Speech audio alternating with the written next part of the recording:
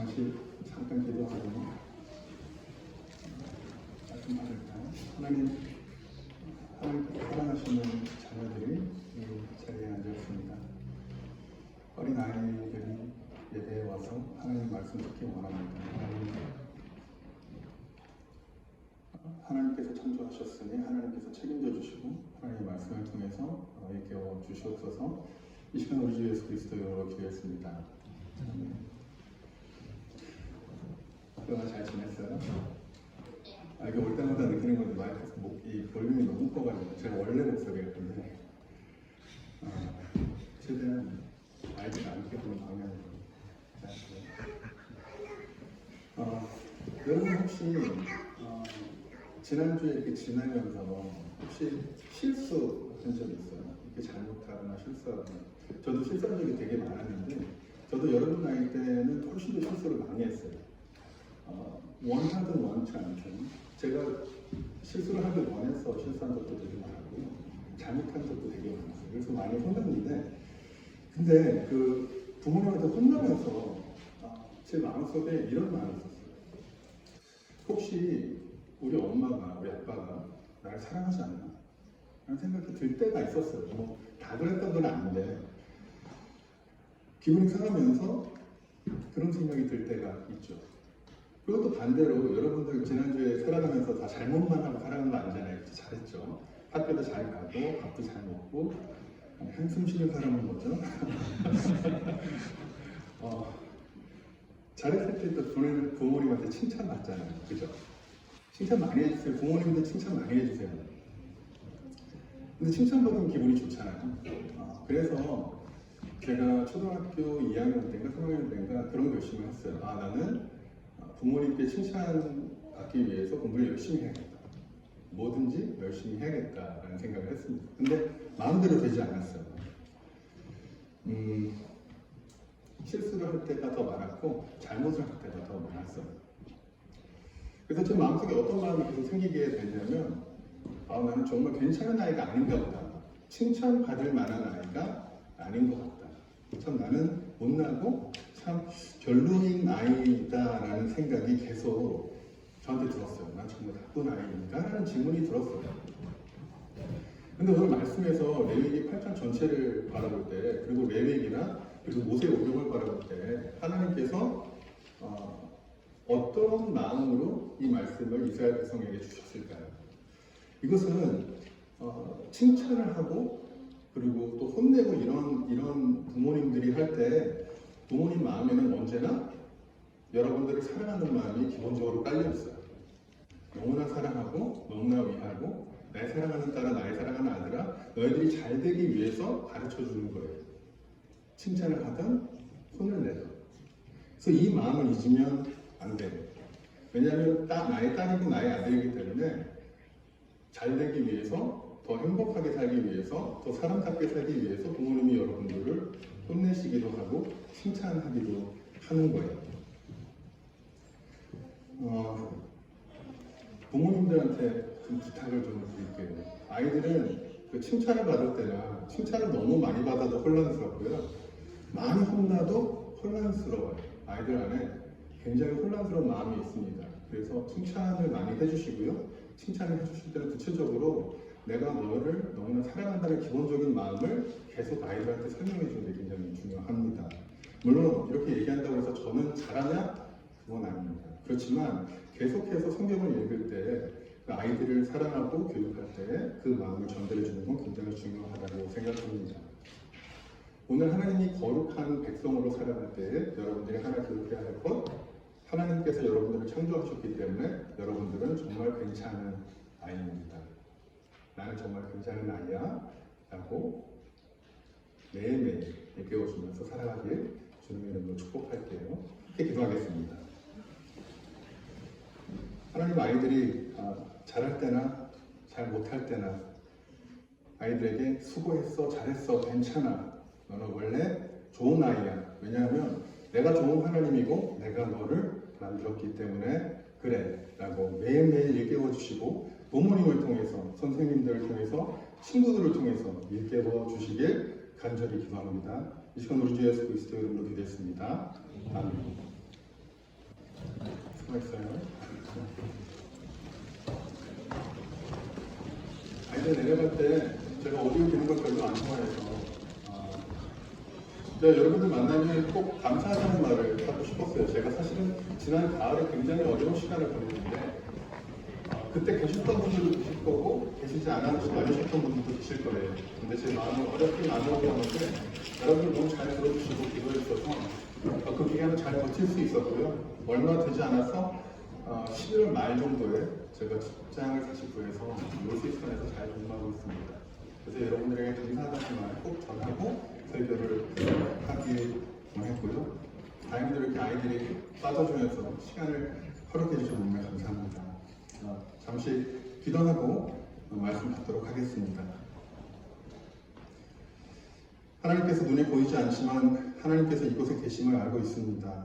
사랑하는 넬프렘 교회 성도님들의 삶을 누르고 있는 많은 문제들 주님 앞에 내려놓게 하셔서 오늘 주님께서 하시고자 하는 말씀을 들을 수 있게 하여 주시옵소서. 부족한 저를 주님의 십자가 뒤에 숨겨주시고 주님의 말씀만 성령님의 도움으로 온전히 전해지게 하여 주시옵소서. 우리 주 예수 그리스도의 이름으로 간절히 기도했습니다. 아멘.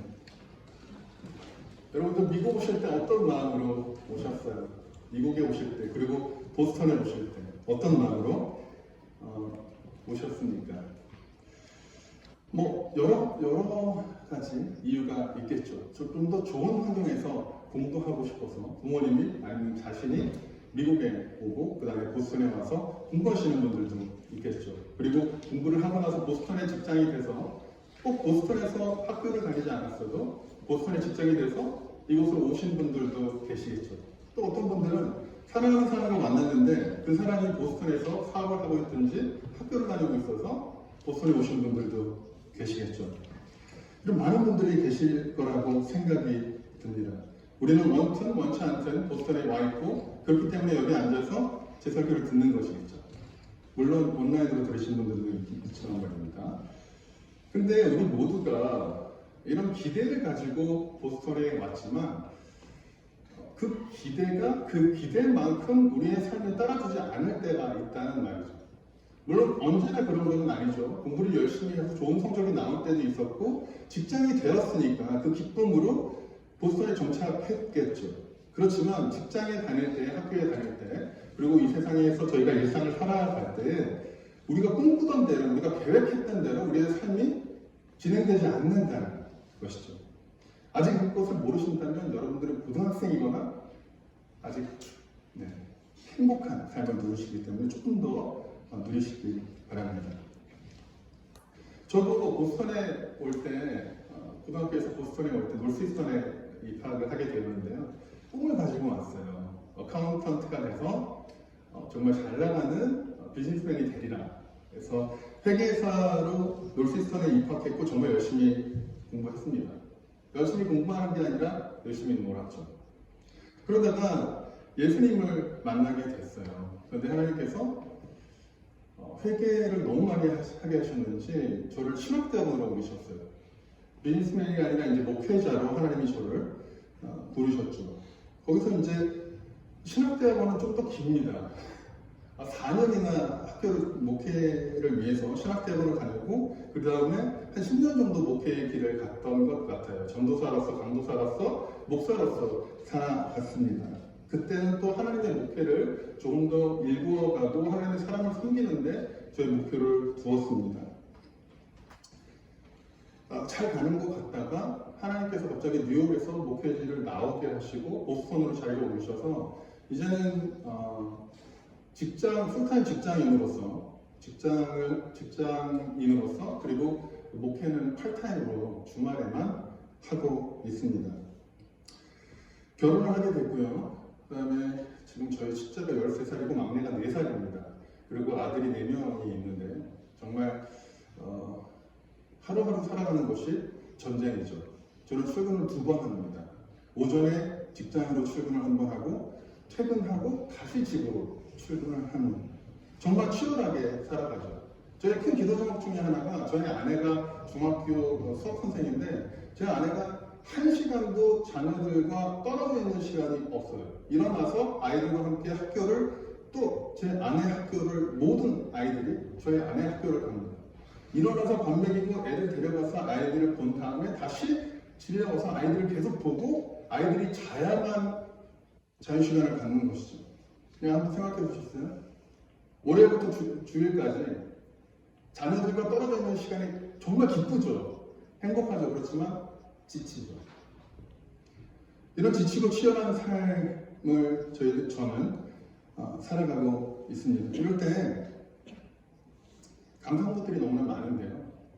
저는 인격이 좀 모자라서 주님 근데 저만 좀 이렇게 치열하게 살아가는 것 같아요. 왜 이렇게 힘들고 어려운 걸까요? 라는 생각을 할 때가 참 많이 있고요. 하나님을 원망할 때가 아주 많이 있습니다. 제가 그랬던 것처럼 여러분도 가끔씩 그랬던 것처럼 이스라엘 백성들도 애국에서 나와서 지금 광야에 있잖아요. 근데 여러분들 그 많은 설교자들도 그렇고 여러분들이 그 이스라엘 백성들의 삶을 바라볼 때에 저 사람들은 왜 이렇게 짜증을 내고 화를 낼까 정말 감사한 일이 아닐까라는 생각을 하지만 여러분들 한번 얘기를 들어보세요. 애국에서 종으로 잘 사는 건 아니지만 그냥 꾸역꾸역 살고 있었단 말이죠. 근데 애국에서 종으로 꾸역꾸역 살고 있는데 하나님께서 소망을 불어 넣으셨어요. 내가 너희들을 잊지 않았고 너희들의 기도를 들었다. 이제는 너희들을 옮겨서 약속의 땅으로 들여보내주고 내가 너를 통해서 한 나의 나라를 세우겠다라고 이야기하시면서 막 기적을 보여주시고 홍해를 가르시고 이끌어내셨어요. 그렇죠? 얼마나 이거는 저희가 어떤 기대를 가지고 보스턴에 온 것을 뛰어넘는 일이죠. 얼마나 벅차고 감동과 감격이 넘쳐나는 하루하루였겠어요. 그런데 이분들이 바로 약속의 땅으로 들어가지 못하고 지금 광야에 있는 거죠.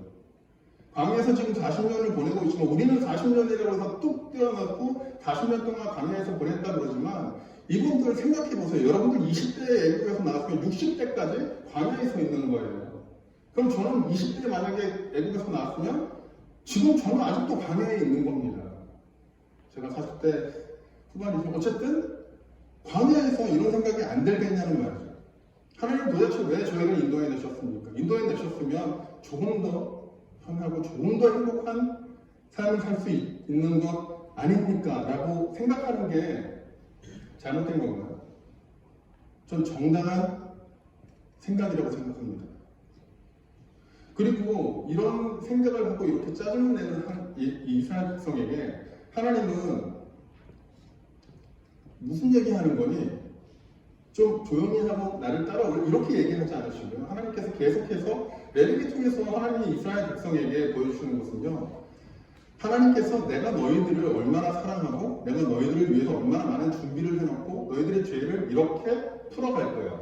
하나님이 이스라엘 백성에게 나는 너를 구원할 거야. 잠자코 기다려라고 얘기하지 않으시고요. 이런 많은 법들을 주면서 율법들을 주면서 이런 관례나 율례들을 주면서 하나님께서 이스라엘 백성들에게 설명하고 있는 겁니다.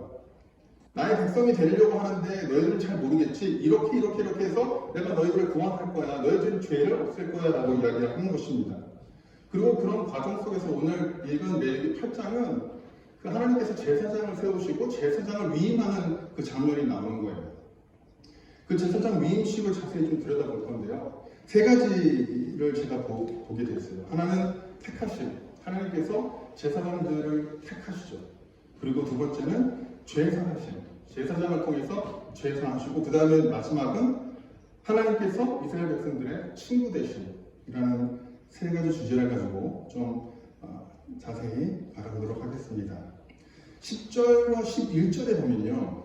오일과 피를 제사장 직분에 의미하는 못과 제단의 모든 기구들 그리고 아론과 그 아들들에게 뿌려 거룩하게 한다고 이야기를 합니다. 오일도 뿌리고요. 그 다음에 피도 뿌립니다. 한국 성경에는 거룩이라는 단어로 다 해석을 해놨어요. 그렇지만 영어 성경을 좀 보시면 거룩하게 만드는 오일이 아니라 어노인팅 오일이에요. 하나님의 택하심을 보여주는 그 오일이 어떤 능력이 있어서 막 그런 게 아니라 하나님의 택하심을 보여주는 오일이라는 이야기죠. 그게 이제 어노인팅 오일이고 나중에 거룩하게 되게 만든다라는 표현을 consecration이라는 단어를 썼습니다. 이것을 통해서 하나님께서 아론과 아론의 자녀들에게 보여주시고 싶어 하신 것은 하나님께서 조건 없이 선택하신 것을 보여주고 싶어 하셨어요. 아론이 잘나서, 아론이 말을 잘해서, 아론의 능력이 있어서 하나님의 제사장과 세운다기보다는 하나님께서 그냥 택하신 거죠.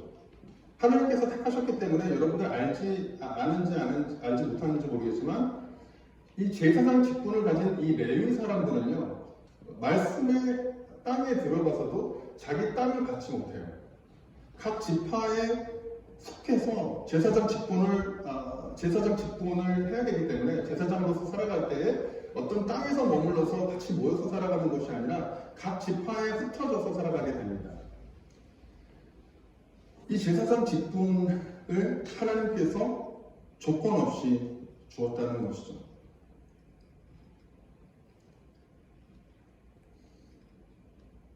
이렇게 많은 아론과 아들들을 제사장으로 세우신 것뿐만이 아니라 제사장으로 만들어가고 계신다는 것을 이야기하는 것입니다. 애굽에서 종으로 오랫동안 살아온 아론이라고 해서 애굽에서 종으로 살아갈 때 특혜를 받고 하나님의 말씀을 공부하고 하나님을 예배하고 이랬던 거 아닙니다. 특별히 아론이 더 홀리해서가 아닙니다. 하나님이 일방적인 택하심이 있었고요. 그 택하심 때문에 하나님의 제사장이 된 것입니다. 아론과 아론 아들들에게 제사장이 될 수 있는 조건은 아무것도 없었고 하나님이 택하셨기 때문에 된 것인데요. 이것을 통해서 그리고 아론의 아들들에게 그리고 이스라엘 백성에게 너희들은 내 백성이다.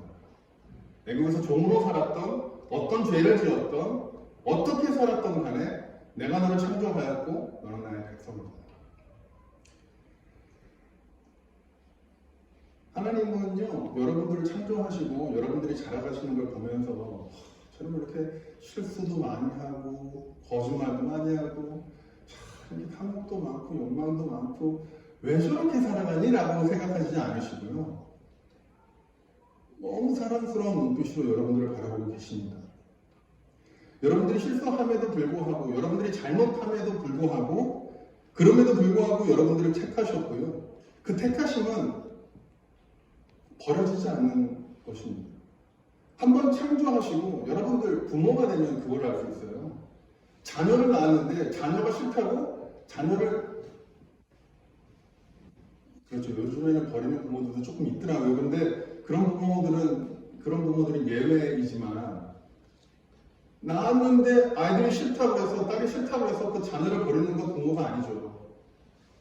그렇기 때문에 손가락질 받는 건 아닙니다. 하나님도 마찬가지죠. 사람도 이러는데 하나님께서 저희들을 창조하시고 저희들을 만드시고 택하셨다는 것입니다. 그리고요, 거룩하다는 것은요, 여러분들의 어떤 행위를 해서 거룩해지는 게 아닙니다. 어떤 일을 잘해서 어떤 일을 섬기기 때문에 집사님으로 열심히 섬겨주시면 감사하겠습니다. 섬기지 말라는 얘기가 아닙니다. 그렇지만 거룩하다는 것은요, 어떤 행위에서 나오는 것이 아니라 존재에서 나오는 것입니다.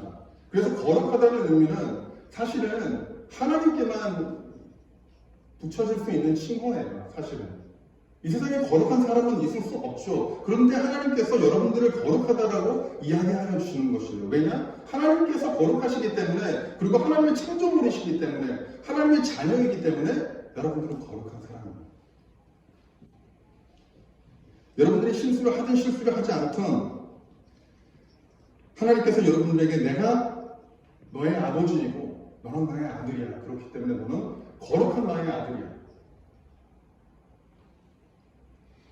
라고 이야기하시는 것입니다. 두 번째 장면으로 가볼까요? 두 번째 장면은 이 죄사하는 장면이거든요. 택하시고 그 다음에 그 택하신 제사장과 그 제사장들을 통해서 하나님이 하시고자 하시는 일이 8장 14절, 15절, 28절에 나와 있는데요. 아론과 아들들의 죄를 사실은 이 그림 속에서 재물에 수소와 수양에 손을 얹게 하고요. 그 다음에 번제를 드리게 됩니다. 이 행위는 이건 예전 영어를 좀 아시는 분들은 아시겠지만 스케이프포트라는 단어 아시죠? 나의 잘못을 다른 사람한테 핑계를 대는 거죠. 그래서 저 사람이 혼날 수 있게. 아론과 아론 자녀들의 모든 죄를 이 수양과 수소에다가 집어넣는 것이죠. 그래서 그 죄를 아론과 아론의 자녀들이 지었는데 그 죄를 전가하여서 그 수소와 수양을 태워서 죄를 없애버리는 의식을 이야기합니다. 그걸 번제라고 그러는데요. 전제되는 것은 인간의 힘으로 도저히 어쩔 수 없다라는 것이죠. 우리가 죄를 지을 수밖에 여러분들 예수 그리스도를 만나고 그리스도인으로 살아갈 때 제가 제일 많이 했던 질문이 이겁니다. 왜 나는 그리스도인으로 살아가면서 죄를 질 수밖에 없을까? 나는 그리스도인이 됐음에도 불구하고 이런 불결한 생각을 할 수밖에 없을까? 질문이 틀렸습니다. 우리는 죄에 쪄서 살아왔기 때문에 오랜 시간 그렇게 살아왔기 때문에 죄를 지을 수밖에 없는 사람들이죠. 그게 맞는 거더라고요. 죄를 지을 수밖에 없는 이게 왜 말이 되냐면 하나님께서 거룩하게 여러분들을 만드셨어요. 근데 여러분들이 어디 태어나셨어요? 여러분들이 타락한 이 세상에 태어나셔서 타락한 사람들과 타락한 사회와 타락한 문화 가운데서 여러분들이 계속해서 컨테미네이트 됐다고 그러죠. 계속해서 막 더러운 물질들이 여러분들에게 묻어있는 것이에요. 여러분들은 거룩한 존재입니다. 그렇지만 여러분들의 몸이 기억하는 이런 악의 성향이 있다는 것입니다. 그렇기 때문에 악을 행하는 것이 선을 행하는 것보다 훨씬 더 쉬울 때가 많다는 것입니다. 그렇기 때문에 재물이 꼭 필요합니다. 나의 죄를 가져가서 죽어줘야 하는 재물이 꼭 필요하죠. 그 시대를 살아가는 이스라엘 백성들은 이 그림을 잘 보지 못했지만 신약을 살아가는 우리들은 너무나 잘 보이죠. 예수 그리스도가 십자가에서 죽으실 때에 이 온 인류의 죄를 마시고 돌아가신 것입니다. 과거의 모든 죄들과 현재, 미래의 모든 죄들을 한 몸에 드시고 단번에 죽으시는 것이죠. 그리고 그 예수 그리스도를 고백하는 모든 사람들에게 하나님의 자녀가 되는 특권을 허락해 주신 것이죠. 이제는 더 이상 죄인이 아니라 하나님의 자녀로 살아가게 되는 것이죠. 그렇지만 이것은 한 번에 자녀가 돼서 죄를 짓고 안 짓고의 문제가 아니라 존재가 바뀌었다는 것이죠. 내가 그렇게 존귀한 존재인지 몰랐는데 나는 그렇게 존귀한 존재이구나. 나는 그렇게 거룩한 존재이구나. 나는 이렇게 소중한 존재이구나라는 것을 깨닫게 되는 것입니다. 그렇기 때문에 악을 저지르는 것이 이제는 마음에 거슬리는 거죠. 잘못하는 것이 마음에 거슬리고요. 잘못 말하는 것, 욕하는 것이 이제 거슬리기 시작합니다.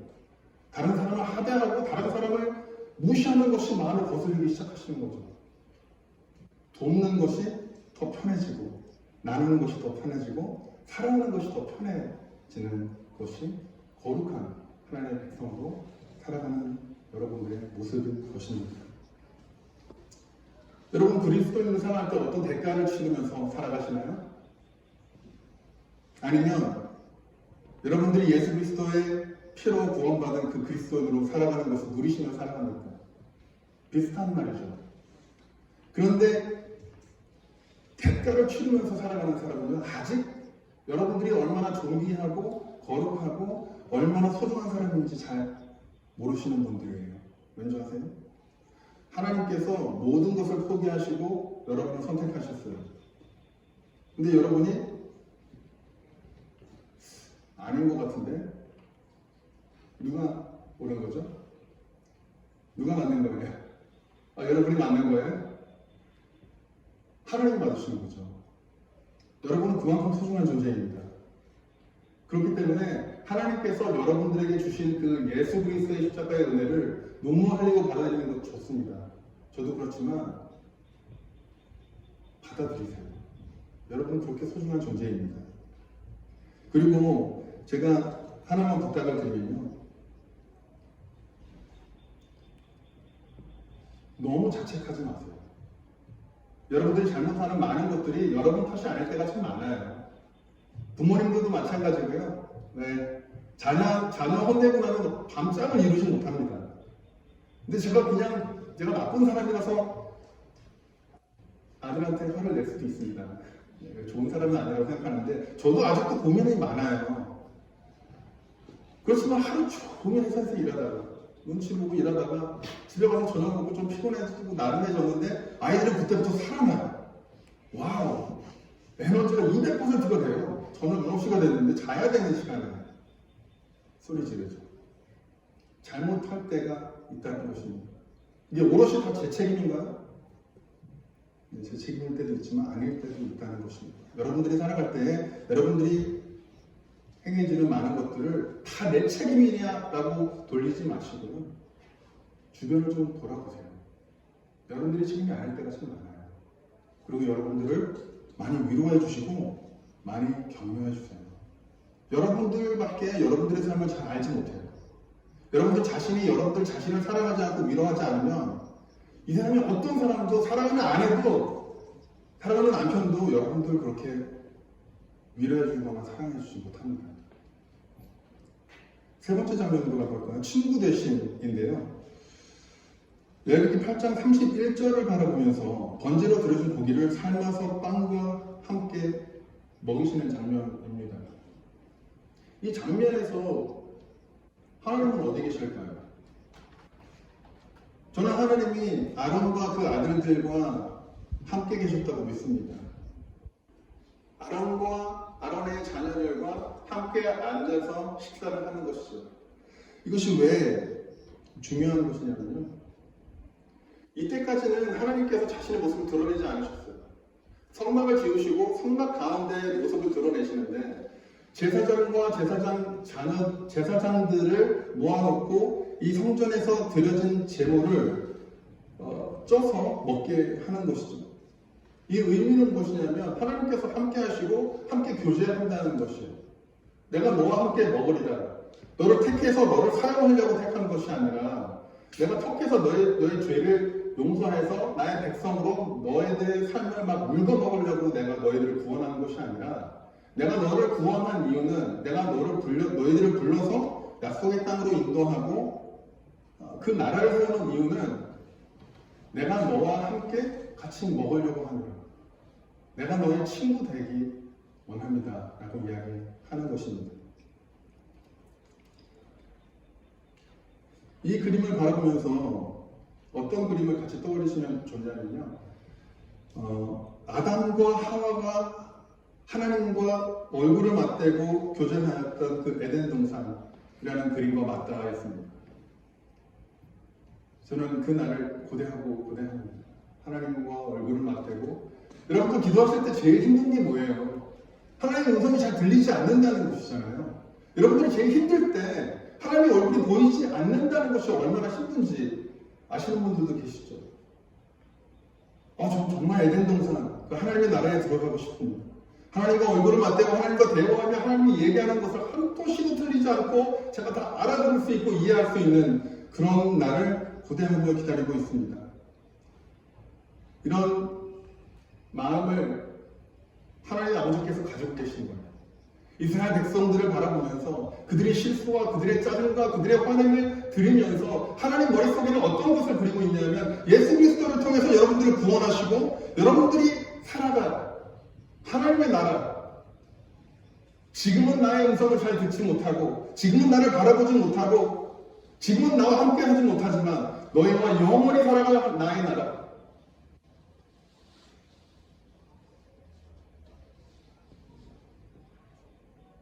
그 나라를 꿈꾸시는 것입니다.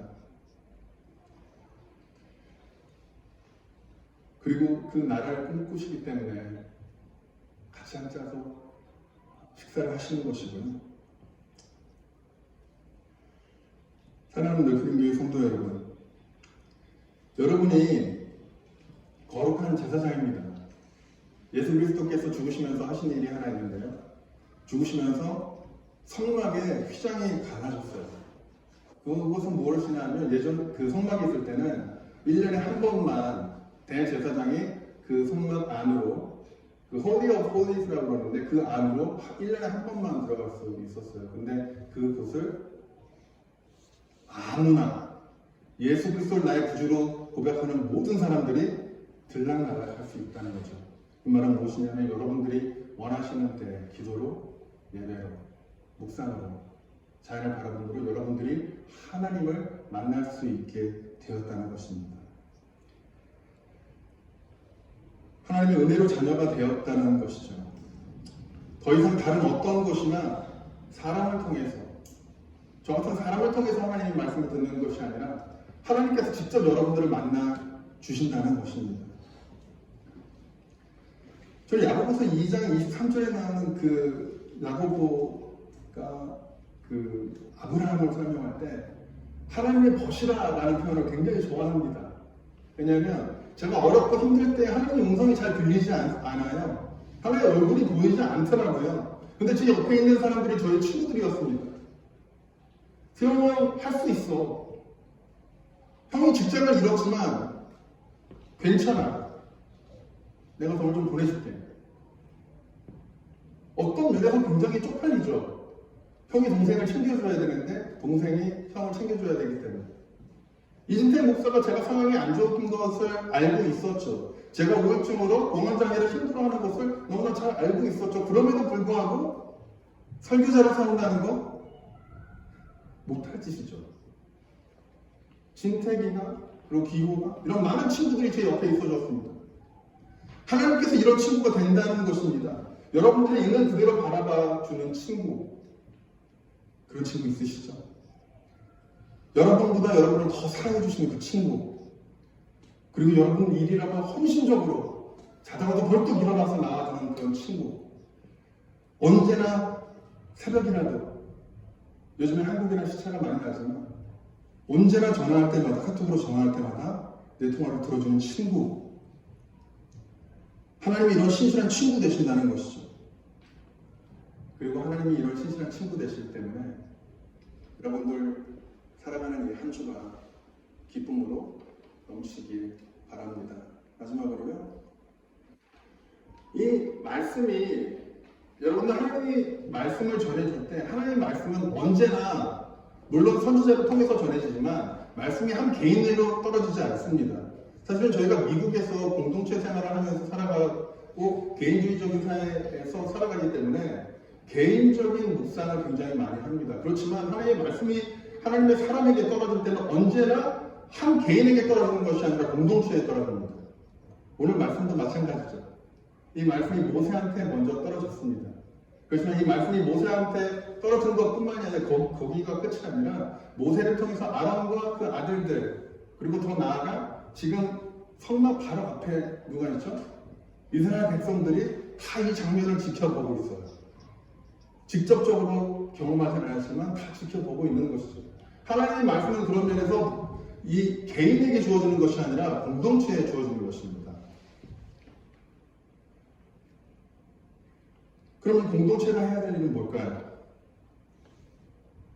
여러분들 뭐 하고 계세요? 하나님께서 택하여 주시고 죄를 사하여 주시고 그리고 여러분 친구 되어 주시는 이유가 뭘까요? 여러분들도 여러분들 옆에 있는 사람과 그런 친구가 됐으면 하는 마음이겠죠. 옆에 있는 사람을 있는 그대로 좀 봐줬으면 하는 마음이겠죠. 옆에 있는 사람이 실수하더라도, 얼마 전에 대선이 끝났죠, 한국에. 노선이 좀 달라도, 정치 노선이 좀 다르더라도 쉽지 않죠. 신앙이 조금 달라도, 생각이 좀 달라도, 꼰대 같아도, 정신 없이더라도, 하나님을 믿지 않아도, 다른 종교를 믿어도 그런 사람들을 좀 받아주면서 살아가면서 섬기며 살 수 있겠니라는 마음이 있지 않을까 싶습니다. 그래서 여러분들 한 주 동안 살아가실 때 그렇게 살려고 노력하시길 주님의 이름으로 축복합니다. 함께 기도하겠습니다. 사랑하는 늘평교회 성도님들을 저보다 훨씬 더 많이 사랑하시는 하나님, 한 주간 살아가실 성도님들을 하나님께 맡깁니다. 하나님께서 택하시고 죄를 사하시고 이분들이 친구가 되셨사오니 이번 한 주도 하나님께서 책임지시고 이분들의 삶에 위로와 격려 그리고 감사가 넘치게 하여 주시옵소서.